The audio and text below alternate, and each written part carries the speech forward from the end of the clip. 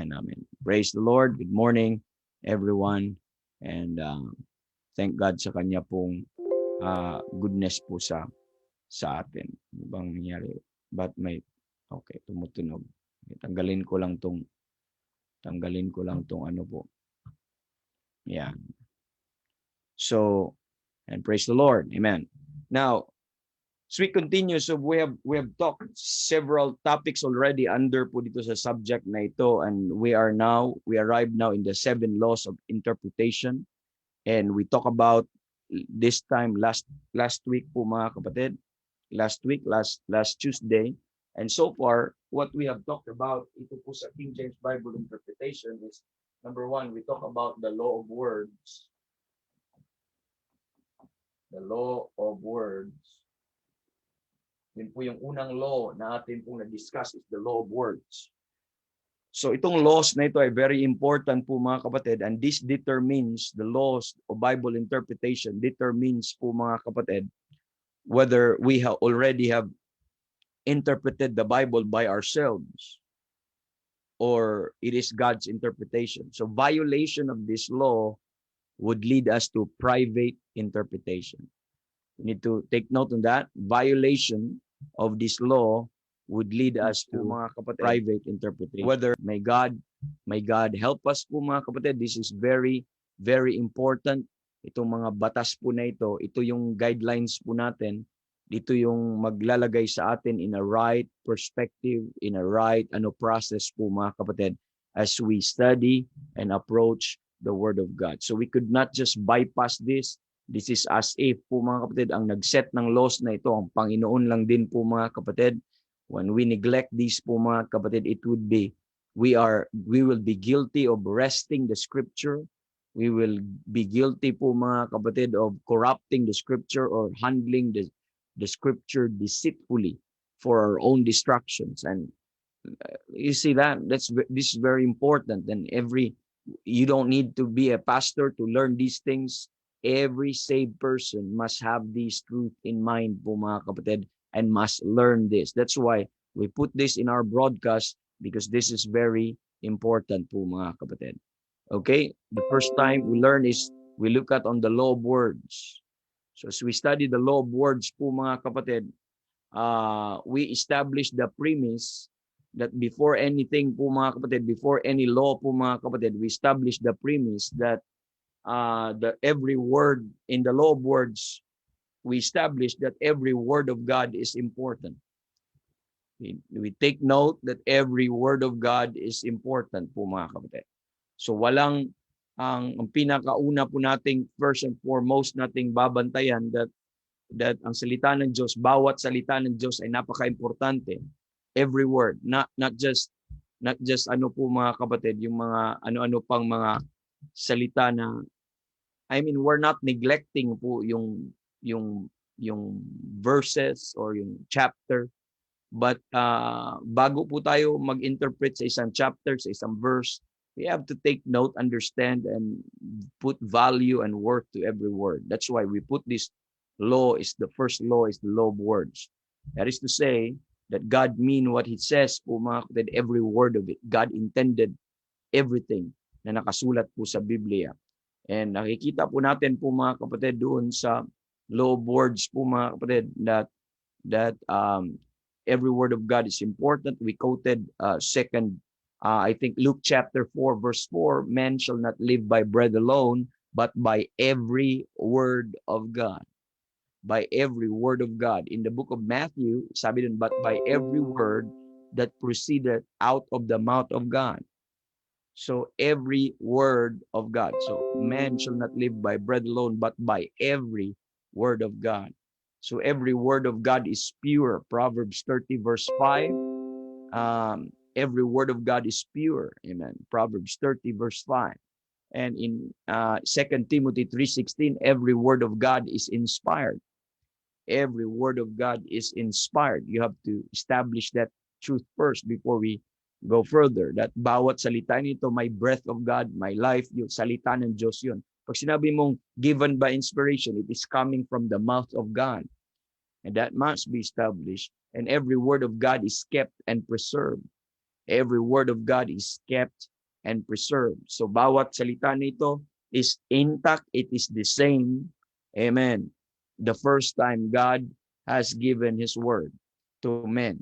So it is preserved, and every word, mga kapatid, every truth is nandyan po, mga kapatid, and every word of God is profitable. Why we should be mindful? Why we should put ourselves in this law of words? Because every word is profitable. Wala pong hindi importante po dyan. Dapat maintindihan po natin because, and also looking at that, because a word's usage determines its meaning. And dapat natin intindihin that ang bawat salita ay may kanya-kanyang interpretasyon. That's why when you interpret the Bible, you see to it first that you know the interpretation of each word. Okay, before you interpret the Bible in relation with other words, you have to understand, amen, the interpretation or the meaning of each word. That's why we put ourselves subject to the law of words.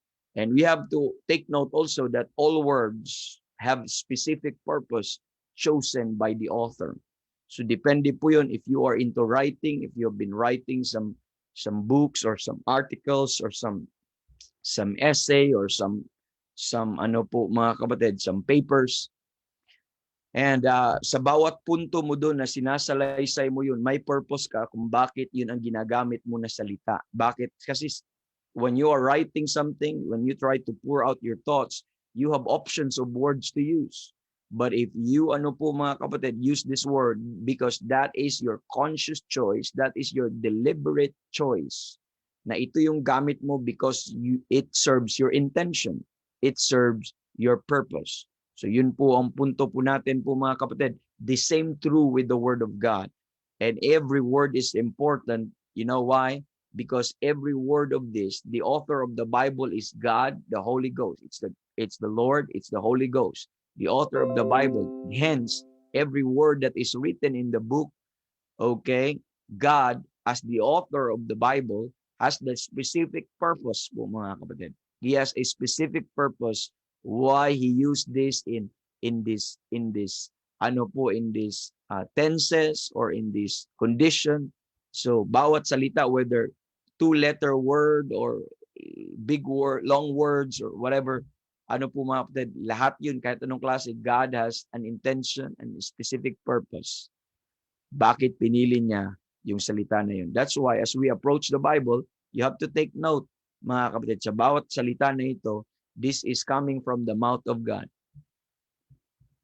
Okay? That we should put that in mind and we should fear because this is not words of men, but this is the word of God, as it is in truth, the word of God, which effectually worketh in you that believe.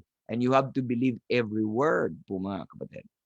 So therefore, in interpretation, you have to respect every word. You have to honor every word. And you have to hail every word, mga kapatid, as important as other words.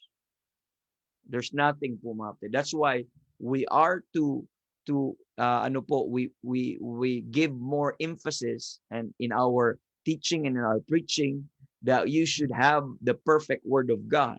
You should have the complete word of God. And not the word of God na or Bibles na sinasabi nila na wala ng verse, nakuhaan ng words, na binago dito, na wala.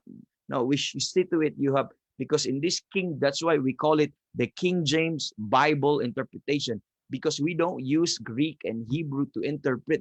We use the King James Bible, and this is our main source of interpretation, and we get our meaning, we get our interpretation out from this book. And we have to see to it that you have the complete words of God in your hand, because every word of God is important. And God has ano po mga kapatid, God has a intended purpose in each word po mga kapatid. And every word is made pure, inspired, it's profitable, and it's preserved.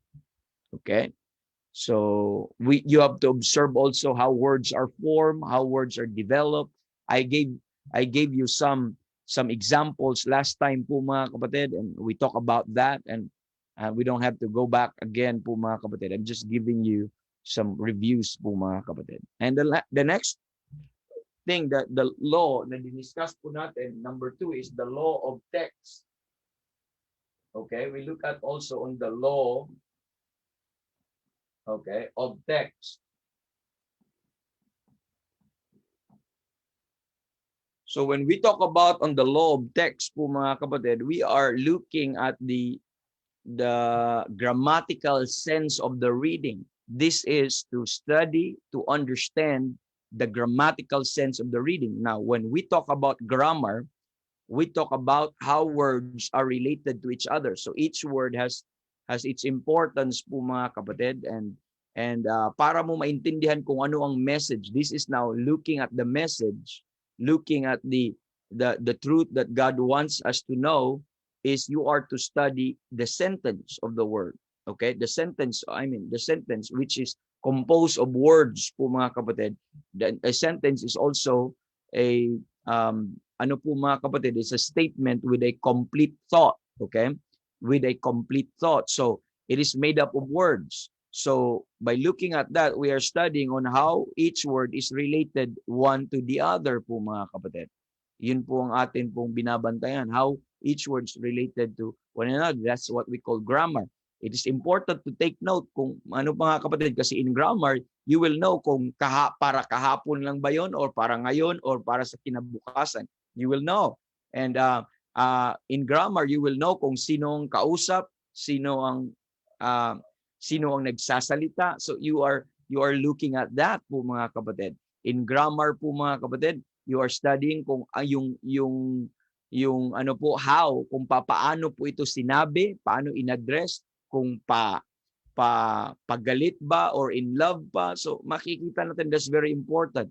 Whatever language po mga kapatid, whether English, whether Cebuano, Tagalog po mga kapatid, or Ilocano, or Chinese, or saan-saan pang mundo, and grammar is the one that provides sense to each word. Are you listening?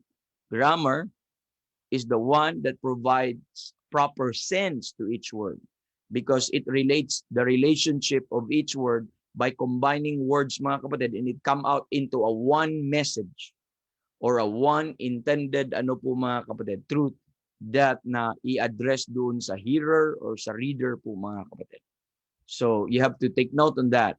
And this is studying the grammatical setting, itong law of text na importante, kasi example, in a verse po mga kapatid, one verse could make up one sentence or more sentences in one verse po mga kapatid. So there is a statement, it's made up of not only sentences, but there are phrases, there are clauses there, nandun sa loob po mga kapatid. That's why we are studying this importantly po mga kapatid. So hindi mo pwedeng i-neglect po mga kapatid ang mga bagay na ito, because we know that the key to what the passage means is what the passage says. The only way for us to understand what the passage means is what the passage says, because what the passage says means, okay, what it says. It means what it says, and it says what it means. You have to take note on that po mga kapatid. So in the Bible, it uses a lot of ways of grammar. Even pag sabi mong on or in, magkaiba na yon. Kahit ang difference ay one letter lang sa two-letter word, no? In or on, magkaiba na. Pagdating mong of or faith of Christ is not the same anymore with faith in Christ. So the behavior of the word changes depending on each word. So that's why you have to look on the law of words, and you have to look on how this word is related to the other group of words or other ano po words that is in a clause or in a phrase or in a sentence po mga kapatid. We're looking at that po mga kapatid. So marami po yan sa Bible, kahit lang pag isang seed tapos dalagyan mo ng S, seeds na. So hindi na parehas ang interpretation, magkakaiba na. Even sa doctrinal interpretation, magkalayo na po sila po mga kapatid. And you need to take note on that po mga kapatid. That's very important mga kapatid. But why we should be careful in doing this, because this is not our words, and we don't want na mga kapatid na ma-misunderstand natin ang Panginoon. We want to get as clearest as we can be by the help of the Holy Spirit and by the clarity of what the Bible says, kung ano yung intended message ng Panginoon na sinasabi niya sa bawat isa. And you need to understand that, and take note on that po mga kapatid. Okay? So, and in order for you to prove or to grow on that, you learn, you study the English language. If you have the English Bible, study the English language rather than studying the Greek and the Hebrew. You are wasting your time. Unless na lang if you have the Hebrew Bible, if you would like to use the Hebrew Bible, by all means study the Hebrew. But if you would like to use a Greek Bible, then by all means use. But if you are using the King James Bible, you don't need other language to study. Amen. These things, to understand these things po mga kapatid. So you have to take note of that. Okay? So all of that, na-discuss po natin yan lengthily last time. I even gave you po mga kapatid yung mga pronouns, yung mga verb usage ng King James Bible, yung mga thou, mga thee, mga ano po mga kapatid, mga thine, and all of that, yung lahat ng letter T na nag-umpisa sa pronoun po mga kapatid are singular. Lahat ng letter Y na nag-umpisa ay ye, you po mga kapatid, lahat ay plural po sense. So singular T, yung thou, thine, okay? Okay? So you have to take note on that. Okay? So lahat yun ay singular. Now, ngayong umaga, let's add to that po mga kapatid. Let's go to the next part, which is what we call the law of context. Okay, the law of context. This is another important law that we should not bypass. We should not important. These things are very strong. The law of context is very strong. That would provide a premise or a premise or ano po mga kapatid, the bounds of ano, kasi mahirap pag i-out of context mo because doon ang misunderstanding pag i-out of context mo. Uso ngayon yan sa mga media. Uso ngayon yan sa mga politics po mga kapatid na mag-quote ka lang na isang phrase. Tapos example, yung may isang statement po doon na sa haba ng kanyang sinabi, kuhanon yung isang statement na hindi nakarelate sa dating mga statements niya. Kuhanon lang yung specific things na ito ay patayin ko. So, pag in-news na, so mahabang statement pero na-mention yung patayin ko ang, so, i-quote lang ng iba, kuhanin yung patayin ko. So, tapos ibalita na si President Duterte ay mamamatay tao. Sabi niya, ito yung statement niya na patayin ko lahat ng, alam niyo po yung tinutukoy ko. That is trying to misquote, trying to snatch words and observe words na tapos i-gagasip na kagad, ipapublish na kagad, gagawa ng mga fake news and lahat ng iyon. So uso yan sa politika, uso yan sa mga chismoso, chismosa, uso yan sa mga taong may personal intention to destroy. So they will misquote by taking a out of context yung sinasabi na specific statement. Ganin din yung sa salita ng Diyos po mga kapatid. Napaka vital po ito dahil may mga tao lang na makakuha lang ng isang statement po mga kapatid. Sabi na ang isang atheist magsasabi, ang Bible nagsasabi there is no God. Do you understand that? The Bible, your Bible says that there is no God, and they will use the Bible to prove their point that there is no God by quoting Psalm 14. Pero that is an out of context because the context is telling you the fool had said in his heart, there is no God. So that is truly misquoting. Nakita nyo po mga kapatid? So, hindi po pwedeng ganon. And in the Bible, ganon po ang nangyayari po din. So trying to get some statements and cut it off, then trying to leave off the other, neglect the other. And many times we did that in the Bible po mga kapatid. Makakita ka lang ng isang words, isang phrase, then you forget about the context, you forget about the background, you forget about the premise. Then yun ang nangyayari po sa atin. Yun ang nangyayari sa madaming preachers. Yun ang nangyayari sa madaming teachers. Para lang just to support their ano po mga kapatid, gusto nilang mangyari. May mga tao nagsasabi ang money is the root of all evil. So nasa Bible yan, the money is the root of all evil.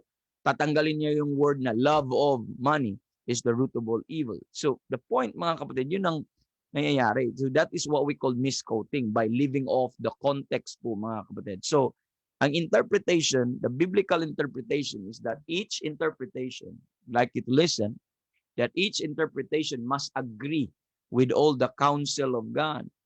So must agree with all the counsel of God. The surrounding text and lahat po ng iyon po mga kapatid, must agree with the whole counsel of God. Individual verses, okay, individual verses do not exist as isolated. We should understand that the individual verses are not independent. They are to be related. Just like one word, they are not to be, yes, each word has individual meaning. Tama po yun. But they are not to be independent po mga kapatid once they are related to other words. Are you listening? They are not to be independent once they are related to other words. The same true with a sentence or a statement po mga kapatid, or a verse po mga kapatid, that individual verses do not exist as isolated. You don't isolate them. You don't consider this an independent that it could stand, mga kapatid, as it is without considering the other surrounding verses. Not unless po mga kapatid na yun lang ang statement na yun at hindi siya ni-relate sa iba, yun, it could stand. It should taken as isolated. But once there are still list of verses before it and verses after it, and dapat i-relate po. Ang tawag po yun context. And it should not be isolated fragments, but it should relate as parts of the whole. So it is part of the whole. So there is one whole thing, mga kapatid. You don't just get some chunk and some fragments and you will isolate it and make it independent. But studying by doing the law of context, if you get the verse, you have to relate it that this is the context, this is the background, this is the situation, this is the one. So yun po ang tinutukoy po natin po mga kapatid. Because all truth must be understood. Lahat ng truth, whether verse po mga kapatid or words, whether a text po mga kapatid, must be understood by surrounding truth. Okay? Sabi nila, a text without a context is a pretext. Sabi po, marami po mga kapatid, but it must be, okay, understood in the light of surrounding truth. That's the thing po mga kapatid that we need to observe, we need to know. It should be, ano ba yung mga surrounding truth? You look at the history, you look at the geography, the custom, the time, the events, the occasion, kung ano pong meron po mga kapatid. The speaker, that determines the context. So historically speaking, are they part of the Old Testament or New Testament or sa future or geography? Are they in Jerusalem? Are they in Antioch or in Judea? Which part? So geographical situation nasa Jerusalem. So it would already help your interpretation. So this must be the Jews. This must be about the Jews. Or the time, the custom, ano pang ginagawa po nila po mga kapatid, and you relate that. So by doing that po mga kapatid, you're asking questions. By studying the context, it is important po mga kapatid to take note that who wrote it, you ask yourself, who wrote it? To know the context, you know, who wrote it? Okay? Or who said it? Or when was it written? Or when was it spoken? When was it written? It's so important. Who wrote it? When was it written? Or to whom was it written to? To whom was it written to? You have to, kanino in-address? To, what is the passage about? You have to ask yourself about that. What is the passage about? What is the immediate context? What is the broader context? So many things that you need to consider. That's you study the context. Pag sinabi mong context, so your word context, then pag sinabi mong con, it means with. So con means with or accompanied with. That's a Spanish word po mga kapatid, con. So ginawang prefix with the text. So with text, kung ibig sabihin, pag sinabi mong conscience, pag sinabi mong science or ang pagbabasa na science, dahil po, kaya nga sabi na iba, it is conscience. Okay? Because con with science, science means knowledge.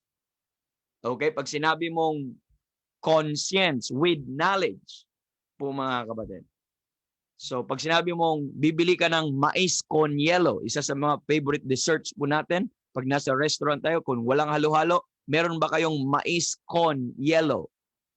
Pag sinabi mong mais con yelo, you are trying to, ano po mga kapatid, yung dessert na malamig na mais na naka-crush yung ice. So may ice po mga kapatid. So that's one of our favorites. So pag sinabi natin yung con, okay? So pag sinabi mong context, even with text, with surrounding text. So you are to consider ano yung mga surrounding text, ano yung mga immediate text, ano yung mga preceding text, ano yung mga text, ano po after po mga kapatid. So that's how you look at it. So it's so important to take note on the context po mga kapatid. Because the truth of the matter is, listen very carefully, that you can make the Bible teach anything. At yan ay katotohanan. You can make the Bible teach anything. Amen. How do you do that? If you neglect the context. You can actually teach the Bible anything. You could let the Bible say how you wanted it. You could let the Bible say how you wanted it. But you have to neglect the context. Then you could get what you want. But of course, as a Bible student, that is a grave violation po mga kapatid, because you are misquoting God. Because since this is the words of God, you are trying to use His word deceitfully in a corrupt manner. So ibig sabihin, you are making the truth of God into a lie. You use the truth of God into a different context, into a context with what we want. That's why it's a grave, okay, or it's a serious violation po mga kapatid. So, looking at Titus chapter number 1, verse number 10, let me read Titus chapter number 1, verse number 10. The Bible says, "For there are many unruly and vain talkers and deceivers, especially they of the circumcision, whose mouth must be stopped, who subvert whole houses," look at this, "teaching things which they ought not, for filthy lucre's sake." So may mga tao na nagpi-preach ngayon whose mouth must be stopped because they just teach things, mga kapatid, they ought not.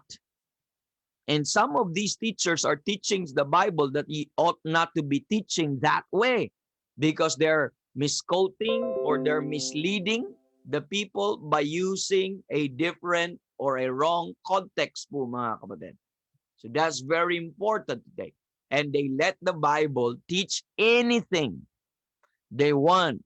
They let the Bible teach anything that would serve their lust, that would serve their intention and hidden agendas. Po mga kapatid. That's wrong, mga kapatid. When you interpret the Bible according to the context, you interpret the Bible according to God's intention, according to how God, stated it in a proper background, in a right manner po mga kapatid. And you don't try to interpret by your own opinion that this is what God means, but rather in using the context, mga kapatid, in God's word, you are trying to provide some proofs that this is truly what God means by quoting the surrounding text, the immediate context, or even the broader text po mga kapatid. And you are not trying to cast your personal opinion, but you use the surrounding text to prove that this is what God really means po mga kapatid. Now, and as what I have told you, you could let the Bible say anything you like, just neglect the context po mga kapatid. Let me give you, for example, in Matthew chapter number 27, let me give you for this one, my classic example. In Matthew chapter number 27, the Bible says in Matthew chapter number 27, verse number 5, the Bible says in verse number 5, and he cast down, this is the event. I'd like to prove a point. Bible says, and he cast down the pieces of silver in the temple and departed and went and hung himself. So he went and hung himself. So now, In another words po mga kapatid, there are people who will use this. You see, the Bible teaches suicide. And they'll say, the Bible teaches suicide. Because the Bible says, amen, he departed and went and hanged himself. So they'll say, you see, the Bible even promoted suicide. Some people will, how do they do that? By trying to neglect the real context po mga kapatid. At ano po ang context yan? Ito yung time na pinagkalulong ni Judas ang kanyang Lord po mga kapatid, ang kanyang master, at binenta po niya ng 30 pieces of silver at hindi kinaya ng kanyang konsensya po mga kapatid. And he departed and he went and he hanged himself. It was not a command in the Bible to hang himself. But people who will neglect the context, they will say, oh, see, what does the Bible says here? He promoted suicide. So yun kagad. Yun po yung mahirap po mga kapatid. Another thing, i-connect mo dyan po mga kapatid. Look at Luke chapter number 10. Luke chapter number 10. The Bible says in Luke chapter number 10, where it says po mga kapatid, in verse number 37, it tells us in verse 37, and he said, he that shewed mercy on him, then said Jesus unto him, go and do likewise. Go and do likewise. So you know, anong ginagawa ng mga tao po mga kapatid? By letting the Bible say the way they want it to be said. Ano ang sabi po nila? You see? And sabi niya, and he departed and hanged himself, and he hanged himself. Then i-connect. And Jesus, then they will connect this verse. Then Jesus said unto him, go and do likewise. Could you imagine that? So you see, i-connect mo yung one verse na minisquote mo out of context. I-connect mo yung verse, then minisquote mo with other verse na minisquote mo with out of context by saying, and he hanged himself. Then Jesus said, go and do likewise. O parang ano man, you see? Oh, sabi dito, mag-suicide. Sino nagsabi? Si Jesus. Go and do likewise. Pinatagpi-tagpi. You know what we're doing sometimes? We're like that. Po mga kapatid. Yun po yung problema po mga kapatid ng interpretation ngayon. And we let the Bible to say what we want it, how we want it to say. Let me read 1 Corinthians, another example in 1 Corinthians chapter number 8. And i-misquote ulit po mga kapatid, 1 Corinthians chapter number 8. Look at verse number 5. For though there be that are called gods, okay, whether in heaven or in earth, as there be gods many and lords many. So they will just immediately say, oh, see, there are many gods, there are many lords, and they'll say, you see, tama ang worship of many gods and many lords. So ang Bible ang nagsabi niyan. So may madaming magsasabi na, you see, it's okay to worship many gods and many lords because the Bible says that there are big gods many and lords many. So yun lang po mga kapatid, ang problema po mga kapatid. Whether in heaven or in earth, kahit saan, madaming gods. They will not continue and read on, but there is one God, capital G, and Father, of whom are all things. So yun problema. So kagad, yung mga nagpa-practice ng, ano po mga kapatid, mga polytheism, it means the worship of many gods. They'll say, that's in the Bible. So yun pa yung problem. 1 Corinthians 15, another example. What I'm saying is, truly a carnal man could teach anything in the Bible. But one thing they do, they will neglect the context. Look at 1 Corinthians 15, verse number 32. Let me read. In verse 32, if after the manner of men, okay, sabi dito, I have fought with beasts at Ephesus. What advantage it me if the dead rise not? Let us drink, and for tomorrow we die. So, itanggalin po nila, let us drink, let us eat and drink, for tomorrow we die. So anong motto ng mga carnal people, yung mga evil men, let us eat and drink and tomorrow we will die. So ganun lang eh. Wala silang concept of serving sa Panginoon. Wala silang concept of looking forward for heaven. And they'll say, and that's in the Bible. Drink and be merry. And tomorrow you will die. So they will use that. Let's just enjoy. Let's just celebrate life and forget about anything. Let's do what we want. So, napakadelikado, napakalaking problema na ganun po ang nangyayari po mga kapatid. Do you see that? What I'm pointing is, yun ang problema kung hindi mo pag-aralan yung konteksto. So, put yourself in this love context po mga kapatid. And hindi lang basta-basta, i-ano mo talaga, hindi mo i-misquote pa. But rather, do not isolate mga kapatid, but consider it as part of a whole. If there is one verse, spurious, hindi mo maintindihan, ano ibig sabihin niya, the surrounding text, whether it is the preceding text, mga kapatid, or whether ano po mga kapatid, yung verses after, that would help you interpret kung ano ang intention ng Panginoon sa mensahe po na yun. So, you consider the law of context po mga kapatid. Okay? And sabi nga nila, if when you quote a text out of context, it's a wrong text. So sometimes we use a wrong text. And how do we use a wrong text? By ano po mga kapatid, by neglecting the context. So you study history, geography, custom, time, the events, occasions, the surrounding truth or the background of the passage. That is putting it in the right context. The next one po mga kapatid na ating pag-aralan is another important thing, is the law of comparison. Okay, the law of comparison.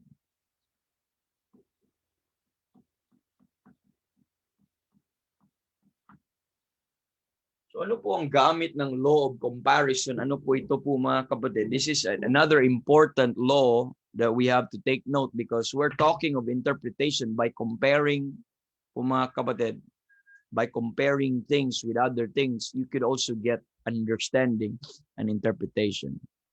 Okay? So, the law of comparison po mga kapatid. And itong law of comparison, I'd like you to take note mga kapatid, this is done by comparing spiritual things with spiritual.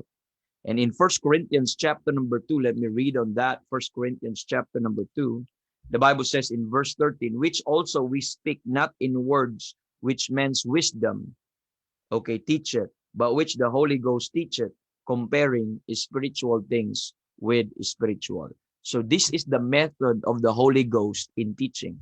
You see that? This is the method of the Holy Ghost in teaching, which is the Holy Ghost as the author of the scripture, the real, ano po mga, the teacher of every believer that is in us, to aid us, to help us, to assist us with our infirmities of understanding. God gave us the Holy Ghost. And his method of teaching the believer is by comparing spiritual things with spiritual. So how do you interpret the Bible? How do you interpret the scripture? That is to say, interpret the scriptures with scriptures. You don't interpret the scriptures on your own understanding, but interpret the Bible using the Bible. Kita nyo po, by comparing one verse to another verse, one passage to another verse. This is later we will ano po nito po mga kapatid, we will develop on that thing po mga kapatid as we studied on the principles of Bible interpretation, which is that includes the principles of parallelism. So we will be talking on the principles of parallelism. Babalikan po natin to mga kapatid in all these things, no? So we still have a long way to go po mga kapatid dito po sa law of comparison. So this is interpreting scripture with scripture.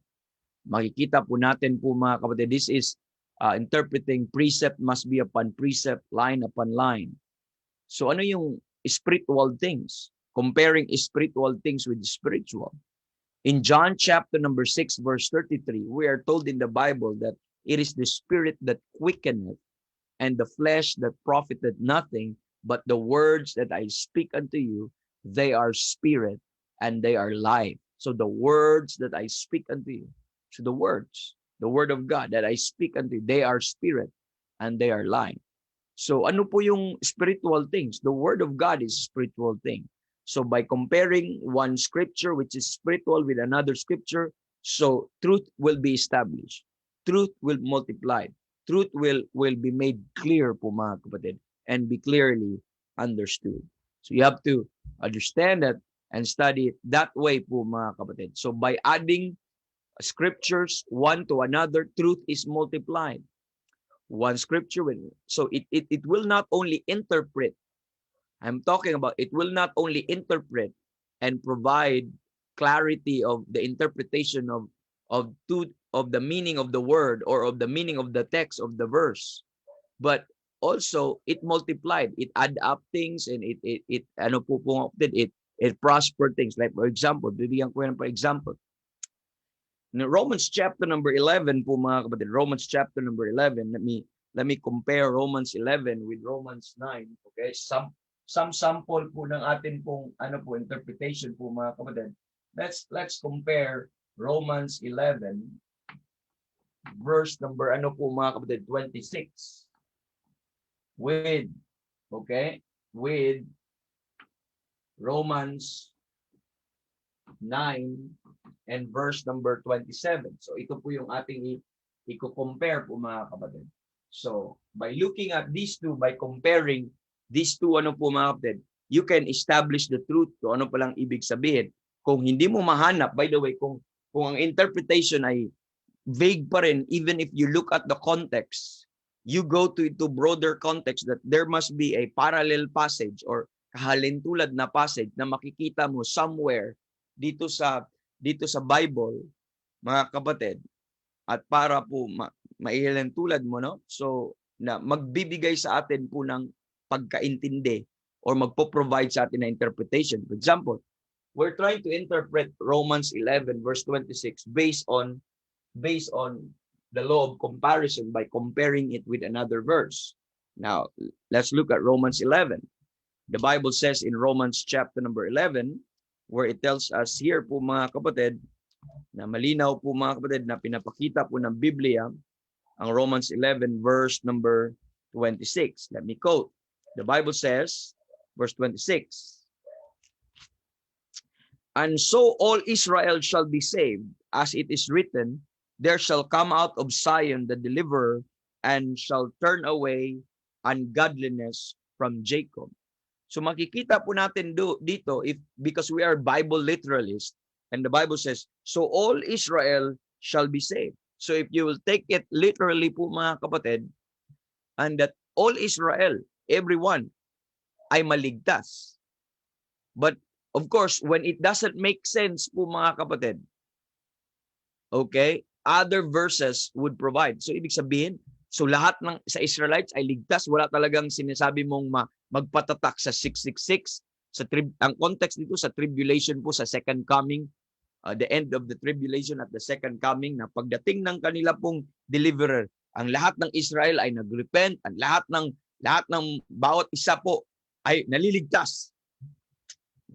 So kung wala pong cross-reference, then that would be true.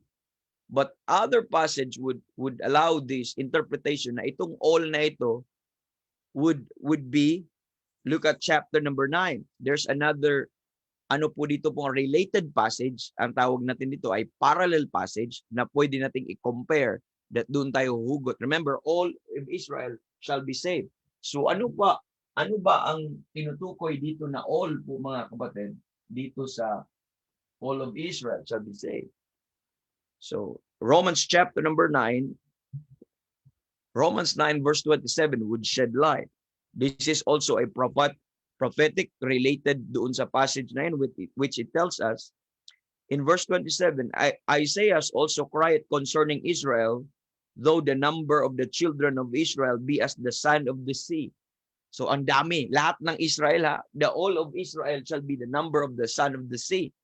Kung if you interpret it literally. But look at the next one po mga kapatid. Verse 27. Okay, a remnant shall be saved. A remnant shall be saved. So dito po mga kapatid, the all of Israel here is all the remnant. Mga remains, mga remnant, nag-remain po mga kapatid. So lahat ng remnant ay maliligtas. And if you look at other passage which is related to the context and to the event of that at the second coming, where it tells them that whosoever shall call in the name of the Lord shall be saved. Sa Acts chapter number 2, they shall be saved. So, sino tong mga remnant na ito? And all na ito are those whosoever. Those they are still Israel. They are still Israel, but these are whosoever shall call. Those are the whosoever that called. They were the remnants, and they were the all pertaining that shall be saved. All that will be saved. All of Israel that will be saved. So by comparing with these po mga kapatid, passages, anong nangyayari po mga kapatid? Anong nangyayari? Not only truth ay na-establish at na-interpret, but it multiplied. Yun po nagagawa po natin. So they are the same people. The all and the remnant and the whosoever po mga kapatid. So pag i-take mo yung all, doesn't make sense. Yun ang limitation ng ano po mga kapatid. If it will not make sense, then there must be another way. Pero hindi ka ang gagawa ng meaning, but let the Bible speak for itself. Let the Bible teach itself and interpret itself by getting another passage that would interpret at that would support doon po sa tinutukoy po mga kapatid. For example, let's compare it, another thing. Let's compare it to, we'll have some things, areas, three things. Let's look at Psalm 22. Let's look at Psalm 22, verse number 22, with po mga kapatid, Hebrews chapter number 12, Hebrews chapter number 12, verse 2, chapter 2, verse 12, chapter 2, verse 12, and with Matthew chapter number 26 po mga kapatid. Chapter number 26, verse 30. Okay, you take note on these three passages po mga kapatid.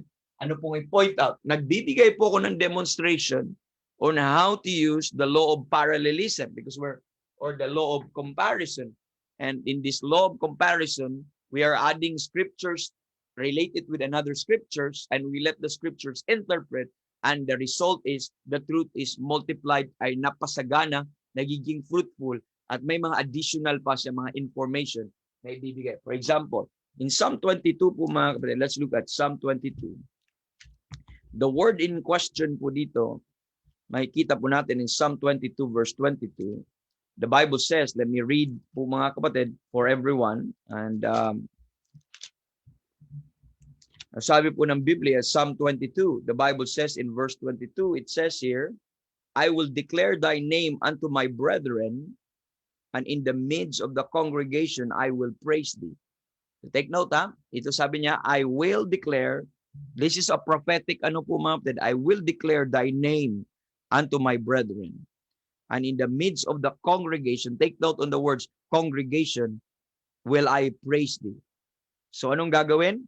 Sa congregation, will I praise thee. In the midst of the congregation, will I praise thee. So that's a good statement po mga kapatid. But if you would like to know more and to improve on your understanding on the verse po mga kapatid, you go where it was re-quoted in Hebrews chapter number 2. It was quoted again in Hebrews chapter number 2. Look at Hebrews chapter number 2. Take note ha on Psalm 22 po mga kapatid. Let's go to Hebrews chapter number 2.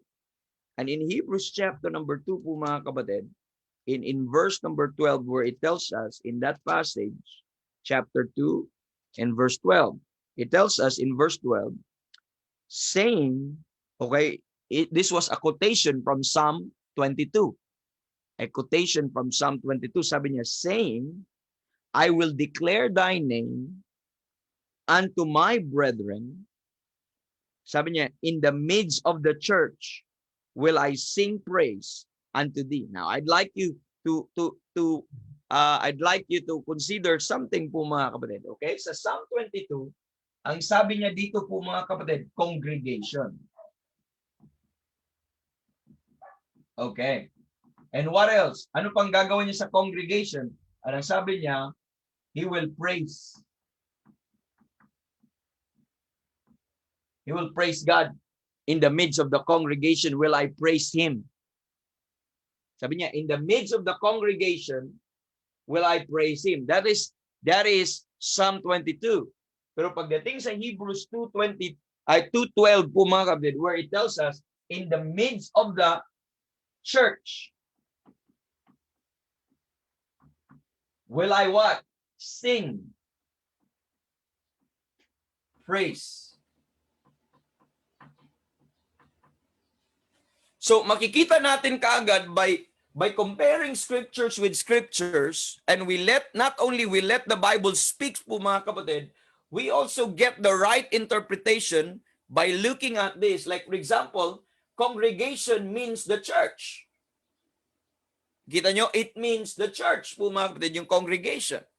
So, instead of going to the Greek by looking at the word church, it comes from the Greek word ecclesia, which is a called out assembly, blah blah blah, o ano pang sinasabi, where the Bible already defines the meaning of the word church. It means congregation, and the meaning of the congregation is a church in putting in the right context, mga kapatid.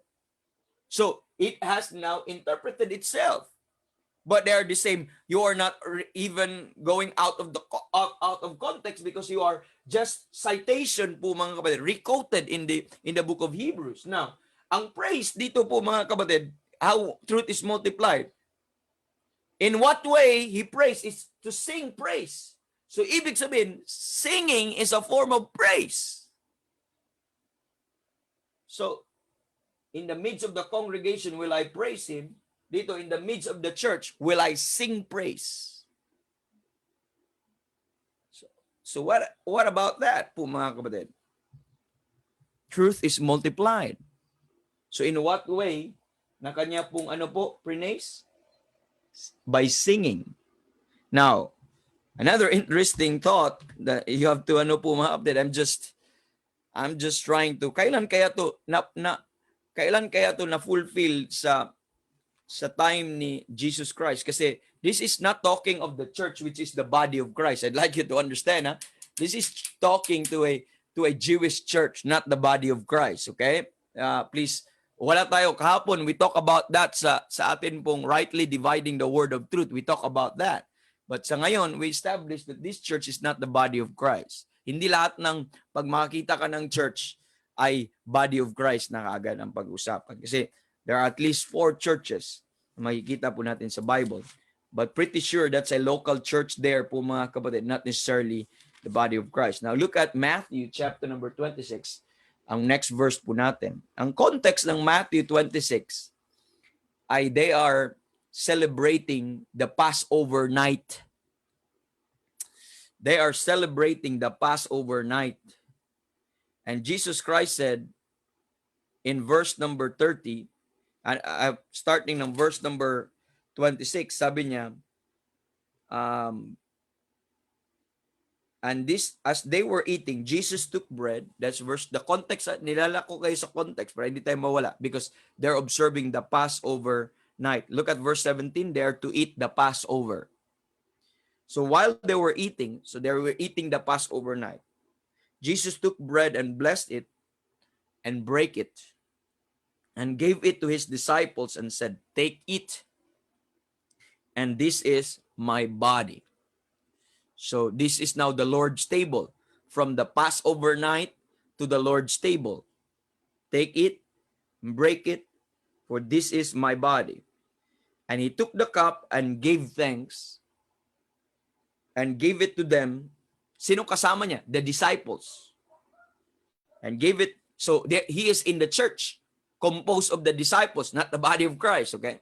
The Jewish church. They're practicing this, mga kapatid, Lord's table on their part in the midst ng, as they eat the Passover night. So verse 28, for this is my blood of the New Testament, which is shed for many for the remission of sins. For many, for the remission of sins. But I say unto you, I will not drink henceforth of this fruit of the vine until that day when I drink it in new with you in my Father's kingdom. But look at verse number 30. This is where I would like to make this interesting. Verse 30.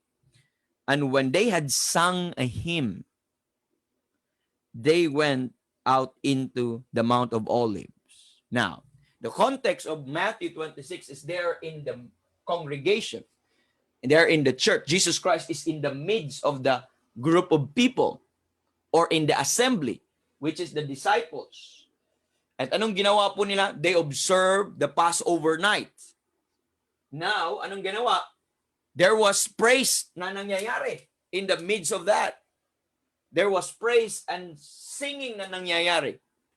At ano po ang kinanta? Verse number 30, and when they had sung a hymn, that's why sa ating Lord's table po mga kapatid, we always have a hymn reminding us of what Christ had done, what Christ, that blood, about that sacrifice of Christ. We sang a hymn. So, dito po, nag-praise sila, pero paano po na-praise? Through singing. At ano yung specific song? They sang a hymn.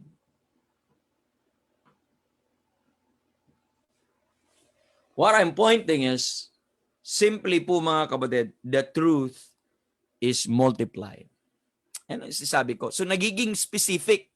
So hindi ka naggagawa po napansin mo ba po mga kapatid? Ano kaya ang kinakanta nila? So at least the Bible tells us with the hymn, is that going against the entire no po? Speaking to yourselves in psalms and hymns and spiritual song, making melody in your hearts unto the Lord. Amen. So, do you see that? So, hymn is a praise. A sing of praise. It is, kaya nga, a word na hymn is, remember, will I praise Him? Naintindihan niyo po? Will I praise Him? Dito po. Will sing praise to Him. Ang paggamit ito. Pero you know what is a hymn? What's the difference between a psalm, a hymn, and a spiritual song? A psalm po mga kapatid is a scriptures na nilagyan mo ng tune.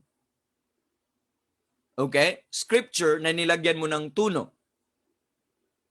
Tapos, sing praise, ang spiritual song are songs written based on your experience, on how you are thankful to God, and how, so that is a personal experience on the goodness of God, on the grace of God in your life. But a hymn po mga kapatid, it is also a song which is, ang content ng song is about Him. It is directly to exalt God, to honor God. Kaya pa, O Lord, my God, amen. How great Thou art, how great Thou art. O worship the King. Amen. Yung lahat po niyo, holy, holy, holy, Lord God Almighty. Amen. So, yun yung mga hymn, directly adoring Him and praising Him and exalting Him. Amen. Yung Hallelujah chorus, it's really a hymn po mga kapatid. So, yun po ang specific po mga kapatid. It's directly talking to Him po mga kapatid. When you talk about His power, His love, His might, who God is, that is a hymn po mga kapatid. So, when they said, praise, in the midst of the congregation will I praise Him. And in the midst of the church will I sing praise to Him. Pero pagdating dito, ano yung specific praise and song? It's a hymn. Because this is really a song directly to Him. Po mga kapatid. So with that, po mga kapatid, you have to understand. Ang point lang natin, when the scripture is added, when the scripture is compared one to another, from one truth to another truth, amen, truth is multiplied. So, what we mean with this po mga kapatid is that dito nakikita natin yung group of people na it multiplied, just like how this one was developed po mga kapatid. Kikita nyo po. So I hope that helped you po mga kapatid. So that's what we get when we let the Bible interpret itself. Amen. So this is the law of comparison. Now, let's look at another passage that would help you. Tingnan po natin po mga kapatid, if our time will allow us, dito po sa law of comparison. Let's look at two important words. I'd like you to look at Luke chapter number 11, verse number 20, and compare it with Matthew. Okay, compare it with Matthew chapter number 12, verse number 8. Okay, take note on in this Luke chapter 12, verse 20 and Matthew 12, verse number 8. Sana ay naging nakita, malinaw po sa atin po mga kapatid ngayong umaga, mga bagay po na ito. Now, let's read. Let's look at Luke. Let's start with Luke. So, we're trying to apply the law of comparison. Let's look at Luke chapter number 11. Okay. Ano sabi po ng Bible po mga kapatid? Luke chapter number 11. The Bible says here in verse number 20, Luke 11 verse number 20, the Bible says, "But with the finger of God cast out devils, no doubt that the kingdom of God is upon you, is come upon you." Now, let's observe the law of context. Ano ang context nito? Anong pinag-uusapan? Ano surrounding text? This is the context when Jesus Christ said concerning Beelzebub, okay, about casting Beelzebub, and he said that, verse 17, "But he knowing their thoughts said, every kingdom divided against itself is brought to desolation, and a house divided against a house falleth. If Satan also be divided against himself, how shall his kingdom shall stand? Because ye say that I cast out devils through Beelzebub, and if I by Beelzebub cast out devils, by whom do your sons cast them out? Therefore shall they be your judges." But look at verse 20. But if I, sabi niya dito verse 20, "But if I with the finger of God cast out devils, no doubt that the kingdom of God is come upon you." Now, so there is this word in question or phrase in question na hindi malinaw sa atin.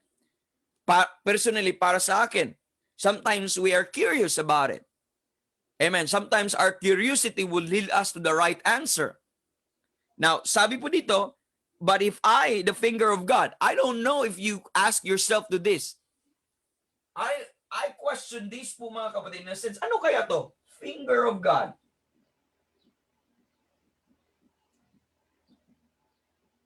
Ano kaya tong finger of God? Ibig sabihin, kung tayo ay Bible literalist, and as long as it would make sense, amen, it is, the Bible means what it says. So ano kaya itong ibig sabihin ng finger of God? Ibig sabihin, pinitikan ng Panginoon ang diablo para makast out. If I cast out by the finger of God, pinitikan, tapos nawala, naalis. By the way, is that impossible? It is not. Why? Number one, because God is so mighty, God is so powerful, there is no impossibility with God, and He can do that. Amen. He could do that anyway. That in itself makes sense. But mga kapatid, kung may cross-reference siya, amen, that would help you more. Pero wala kang na-violate if you take it literally. Or pwedeng sabihin ng Panginoon, alis ka na dyan. Cast out na, nawala na kagad. But if there's a cross-reference, then you start to compare that other truth or other passage, as long as they share the same context, then you will get the interpretation kung ano yung ibig sabihin. Kasi my question is, ano ba tong finger of God? Can I take this literally? Or this is a figure of speech? Po mga kapatid, na may tinutukoy ang Panginoon dito, pero wala namang sinabi sa context. Sino yung tinutukoy niya na sa figure? Because even figuratives will teach literal truth. Amen. So, hinahanap ko ang literal truth. So, ang literal truth ko na siguro, ginanon lang ng Panginoon. But when you start to compare it with Matthew 12:8, sharing the same context and the same passage that is talked about, you now get the interpretation in Matthew chapter number 12. Now, what is the context of Matthew chapter number 12, mga kapatid? Makikita po natin in not verse 8, but verse 28. I'm sorry. Verse 28. 8 pa lang nilagay ko. Okay. Verse 28. Matthew 12:28. Now, let's look at anong context ng Matthew 12 po mga kapatid. Now, umpisa po tayo dito sa verse 24. Nababasahin ko sa verse 24. But when the Pharisees heard it, they said, "This fellow that casts out devils, but by Beelzebub, the prince of the devils." Oh, di ba? Same context. Same ang background. Pero cross-reference lang na sa ibang passage. And Jesus knew their thoughts and said unto them, "Every kingdom divided against itself is brought to desolation, and every city or house divided against itself shall not stand. And if Satan casts out Satan, he is divided against himself. And how shall then his kingdom stand? And if I by Beelzebub cast out devils, by whom do your children cast them out? Therefore they shall be your judges." The same passage. But look at the next verse, 28. But if I cast out devils by the Spirit of God. So dito, ginamit po mga kapatid, by the Spirit of God. Sa Matthew, ang pagkagamit po mga kapatid is the finger of God and the Spirit of God, yung isa po mga kapatid. But if I cast out devils by the Spirit of God, then the kingdom of God is come unto you. So by law of comparison po mga kapatid, by comparing one passage, comparing scripture with scripture, therefore, scripture interprets scripture. So the interpretation of the finger of God is the Spirit of God. So while it is true na pwedeng ganunin ng Panginoon, pero this is pala a figure that this means the Spirit of God. So by what means, now we understand the Spirit of God. By what power and means that the Lord Jesus Christ cast out devils by the Spirit of God that is with Him po mga kapatid. So do you see that? It is the Spirit of God. Now, you could relate this with the truth multiplied po mga kapatid. Like you to have this po mga kapatid. Mayroon lang akong gusto pong ipakita po sa inyo. This would multiply po mga kapatid sa gusto po nating mangyari. Nahanap ko ang aking Bible. Dito po, may specific po kong truth po mga kapatid na gusto yung tingnan para makuha po natin yung pinaka-thought po mga kapatid na tinutukoy. Now, I'd like you to do you remember that ano po mga kapatid? Do you remember that Deuteronomy chapter number 9? Let's add to this word Deuteronomy, okay? Deuteronomy 9 verse number 10. Deuteronomy chapter 9 verse number 10. Now, the Bible says po mga kapatid, in Deuteronomy 9 verse number 10, let me read to you. And the Lord delivered unto me 2 tables of stone. Remember that table of stone, written with the finger of God. Wow. So now, in the other hand, you can ano po mga kapatid, you could connect it that it is truth.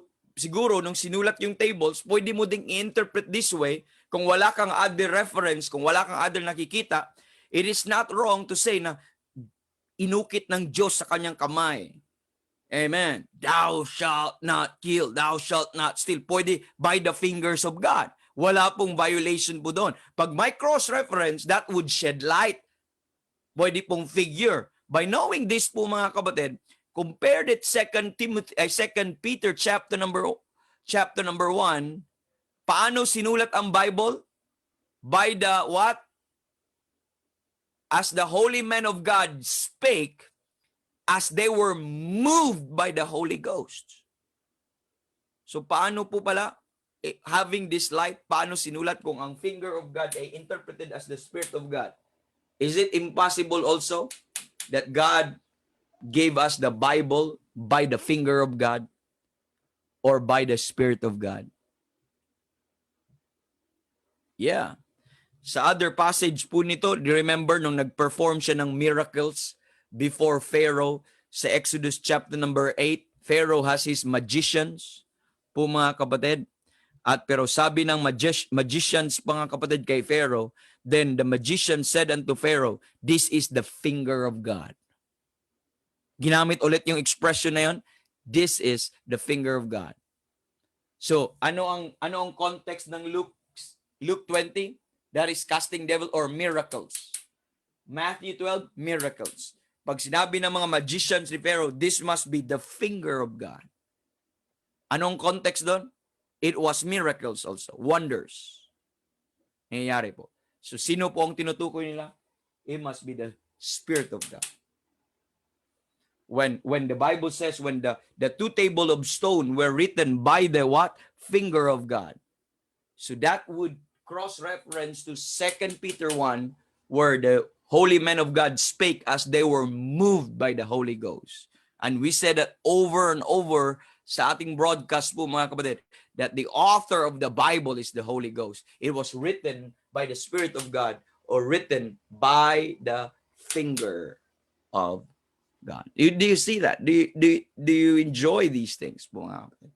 This is how po mga kapatid na makikita. So we could go on and move. By the way, we will improve on this kasi meron tayong principles of parallelism and we will apply the law of comparison there, and I will demonstrate a lot of things po mga kapatid in this King James Bible interpretation. Just bear with us po mga kapatid as we go on.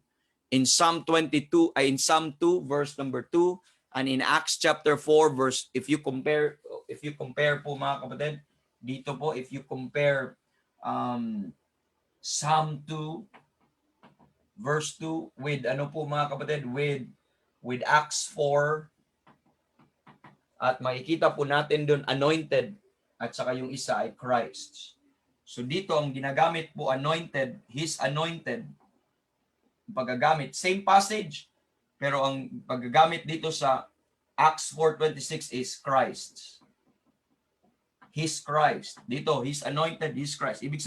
Ang ibig sabihin ng Christ means anointed. So, who gave you the meaning? Not me. Who gave us the meaning? The Bible interprets itself.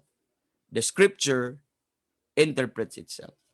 So, that's the thing that we need to establish po mga kapatid by comparing Scriptures with Scriptures po mga kapatid. So, and last na lang siguro dito po mga kapatid, siguro sa loob comparison lang tayo. Hindi natin matapos talaga lahat po mga kapatid. But what I'm saying is, truth will be multiplied. Let's add one more thing, one more example po mga kapatid. Then let's move on to Luke chapter number 4. Tingnan niyo po Luke chapter number 4, verse 44. Look at these passages.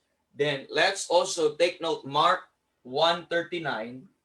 Mark, okay, 1:39. Then let's look at another passage in Matthew 4. Matthew 4, verse 33 to 35, or 23 to 25 po mga kapatid. 23 to 25.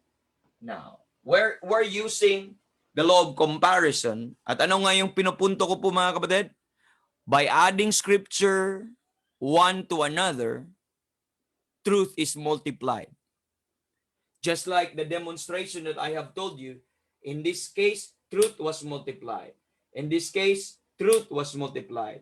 In this case, truth was multiplied kasi ang ibig lang sabihin ng Messiah, hindi lang Christ, but it also means anointed. So mag-multiply by letting the Bible interpret itself. So magkaroon. But now, another final demonstration is comparing Luke 4:44, Mark 1:39, and Matthew 4. Let's start with Luke chapter number 4. You know, they are the synoptic gospels. Pag sinabi natin synoptic gospels po mga kapatid, they okay? They sync or they're one. So, makikita po natin, but one is providing small details, the other one providing multiple details. And so, when you compare scriptures with scriptures, it would add to your po mga kapatid. So let's look at Luke chapter number 4. Let me read Luke 4, verse 44. Now the Bible says in verse 44, the details in Luke 4:44, it says here, sabi niya, and he preached in the synagogues of Galilee. So dito makikita natin that he preached in the synagogue. Okay, he preached. Saan po siya nag-preach po mga kapatid? Sa synagogue. At saan po yan? Na specific place? Sa Galilee. So yun lang ang detail sa Luke. Ganun lang, i-preach. Anong ginagawa pa niya doon? Pwede kang mag-isip po mga kapatid, but by looking at the cross-reference, it would add detail. So what you see in Luke 4, Jesus Christ preached in the synagogues of Galilee. Okay, let's go to Mark chapter number 1. And how the truth is multiplied, but this is the same context, but will be additional information when you cross-reference it or compare it with another passage. Mark chapter 1. I'd like you to look at verse 39. Let me read verse 39 po mga kapatid. Mark 1:39.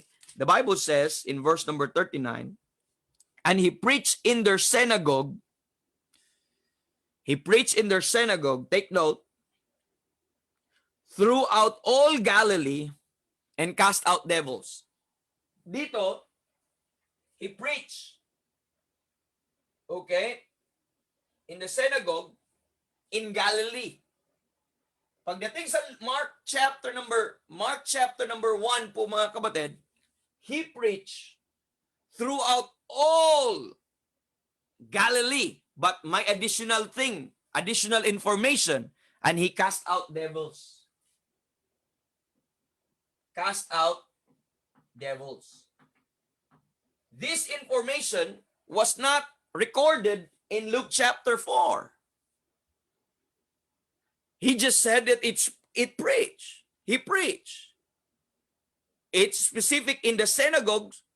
Maybe one synagogue ang pagkasabi, ang understanding natin doon. But if you cross-reference in all the synagogues, all throughout Galilee. So, not only he preached, but also he cast out devils. Pagdating sa Mark chapter number 1, Matthew chapter number 4. Matthew chapter number 4. Let's look at Matthew 4. Now this time, hindi na maisulat sa ating board kasi mahaba-haba na to, no? Matthew 4 verse 23. Now look at Matthew 4:23. Let me read. And Jesus went about all Galilee, tama po, teaching in their synagogues and preaching the gospel of the kingdom. Now, dito, makikita nyo po, sa pagdating sa Matthew chapter number 4, pagdating po dito, he was preaching, makikita po natin dito. Not only he was preaching, he was also teaching. But dito, pagdating sa Matthew chapter number 4, there is a specific message that he's preaching the gospel. Ng gospel of what? Gospel of the kingdom. The same context. He's preaching the gospel of the kingdom, and what else? Healing all manner of sickness and all manner of what? Diseases among the people. So he's not only preaching and teaching, he's also healing. Malinaw po yun. And specific all manner in verse 24.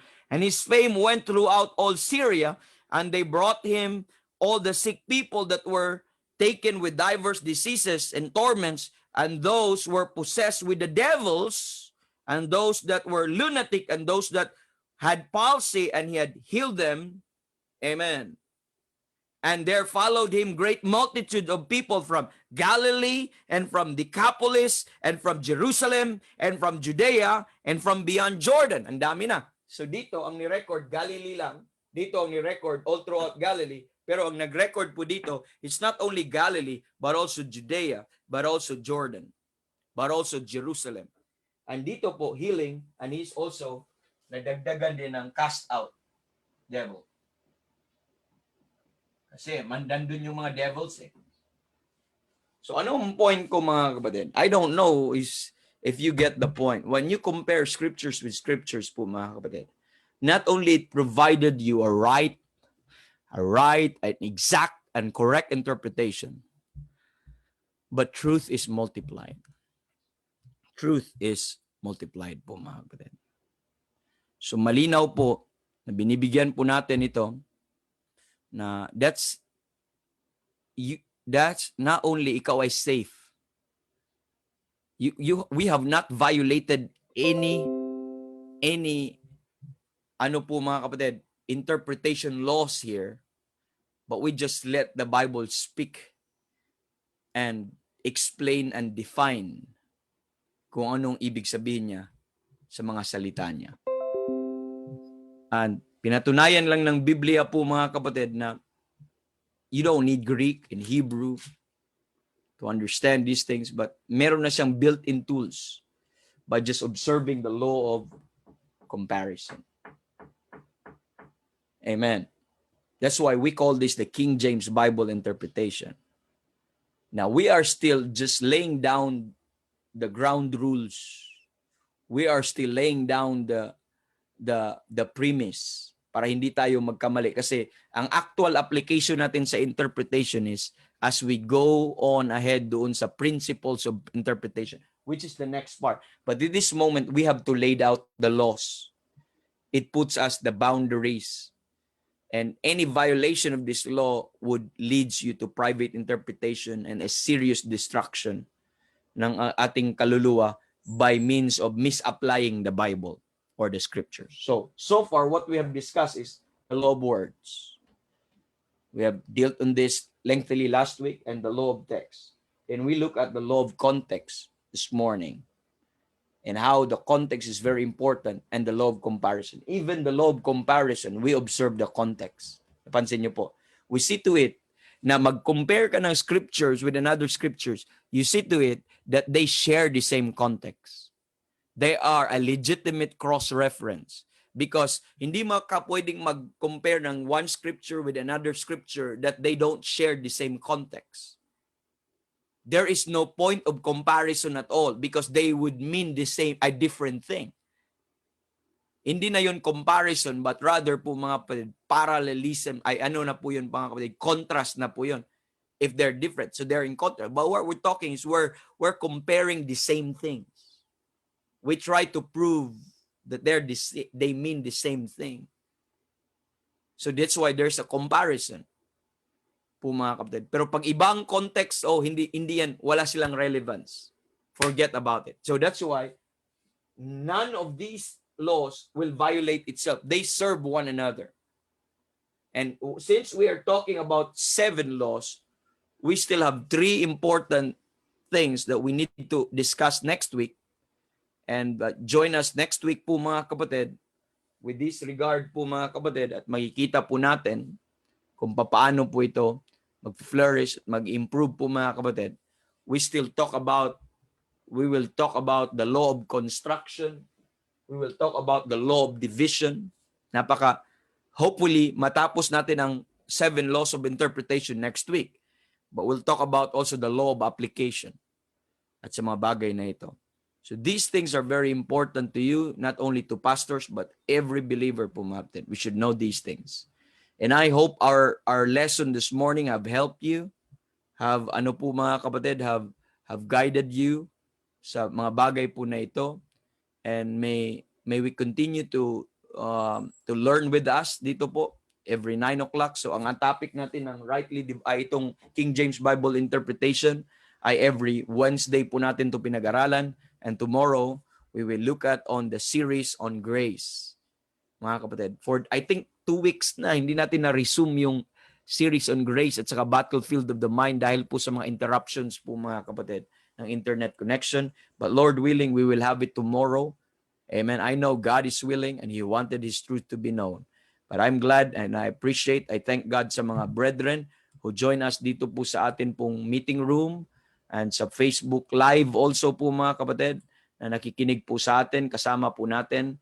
And glory to God po na nandito po mga kapatid. Amen.